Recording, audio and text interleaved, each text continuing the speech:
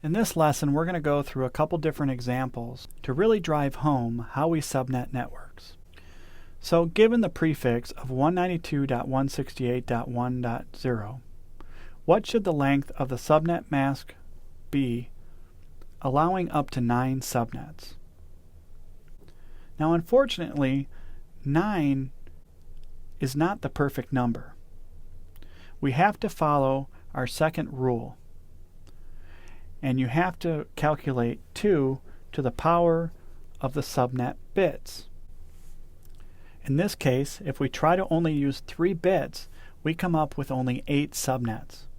So we must add in an additional bit and make it 4 bits, which is going to actually allow us to use up to 16 subnets. Now, because we don't have a requirement for hosts in this scenario, we don't have to check that, but normally we would. We would check to make sure that our address met the requirement not only for the number of subnets, but also for the number of hosts. In this scenario, we would use an extra 4 bits on our /24 mask, which would give us a /28 mask, or a 255, 255, 255, 240. Remember, we're borrowing from the host bits that would normally be available to create separate networks.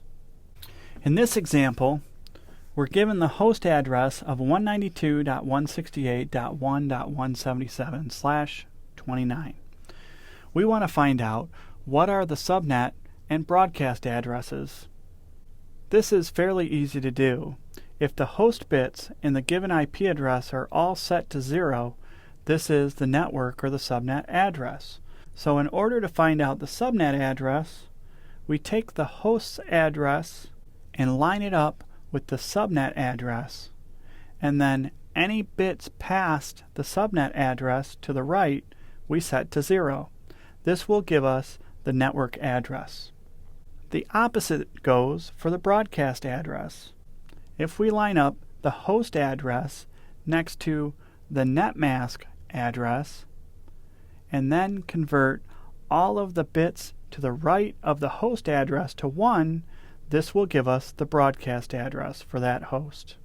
In example 3, we're given the prefix of 172.16.0.0/17.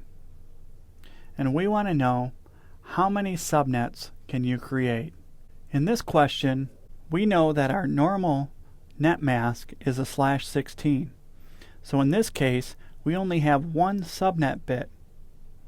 So we just use our rule, 2 to the power of 1 equals 2.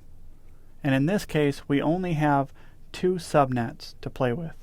The final example, what length of network mask would be most optimal for a router's point-to-point connection? The key to this answer is to really understand that it's a point-to-point connection and you really only need 2 addresses on that connection. Once you know this, it's a piece of cake. In order to support 2 addresses, we need 2 host bits, because 2 to the power of 2 is 4, minus 2 is 2. So the optimal network mask for a point-to-point connection is a /30 or 255, 255, 255, 252.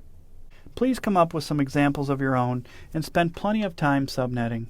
It's a very important tool to have in your tool belt.